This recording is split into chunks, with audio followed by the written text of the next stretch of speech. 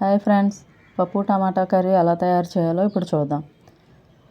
Stove పై cooker పెట్టుకొని అందులో కందిపప్పు వేసి కొద్దిగా దోరగా వేయించుకొని పప్పు బాగా వేగిన తర్వాత కొద్దిగా వాటర్ వేసుకొని, అంటే ఒక 2 చెంబుల వాటర్ వేసుకొని ఆ వాటర్ కొద్దిగా పొంగొచ్చేలా మరిగే వరకు ఉంచి అందులో ఉల్లిపాయలు, పచ్చిమిరపకాయలు, టమాటా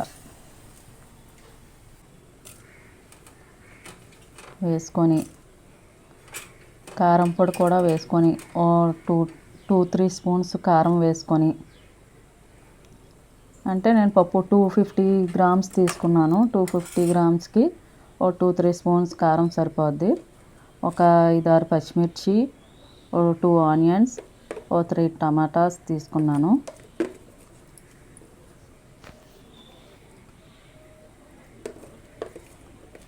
కారం వేసుకున్న తర్వాత కుక్కర్ మూత పెట్టి విజిల్కి పెట్టేసుకుందాం.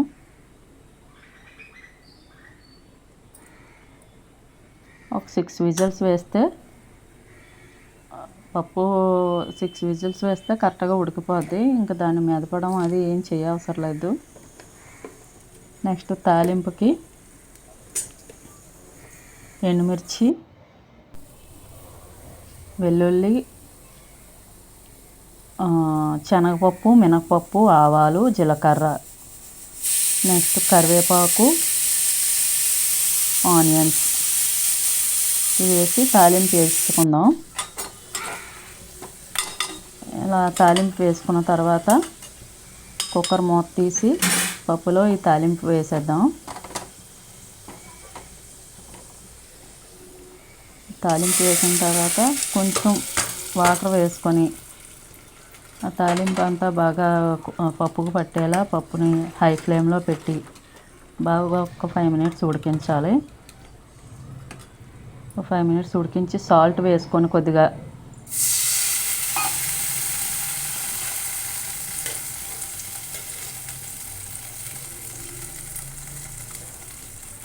సాల్ట్ వేసి ఒక 5 మినిట్స్ ఉంచి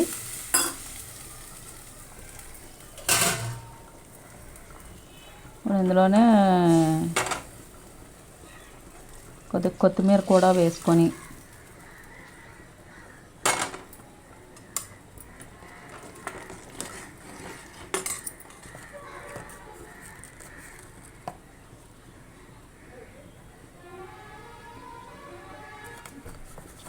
సాల్ట్ వేసాం కదా, సాల్ట్ వేసాక కొద్దిసేపు ఉడకనిద్దాం.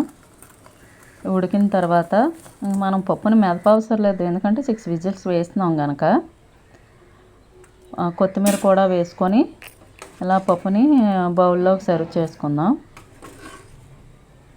కొద్దిగా పప్పు ఉడికిన తర్వాత కొద్దిగా దగ్గరకు మగ్గిన తర్వాత, అంటే బాగా ఒక 5 మినిట్స్ ఈ కొత్తిమీర ఇవన్నీ తాలింపు కూడా పప్పుకు పట్టాలంటే ఒక 5 మినిట్స్ స్టవ్ పైన ఉంచుకొని స్టవ్ ఆఫ్ చేసుకొని ఇలా బౌల్లోకి సర్వ్ చేసుకొని వేడివేడిగా పప్పు కర్రీ రెడీ. నా వీడియోస్ కనుక మీకు నచ్చినట్టయితే సబ్స్క్రైబ్ చేయండి, షేర్ చేయండి, లైక్ చేయండి. Thank you friends.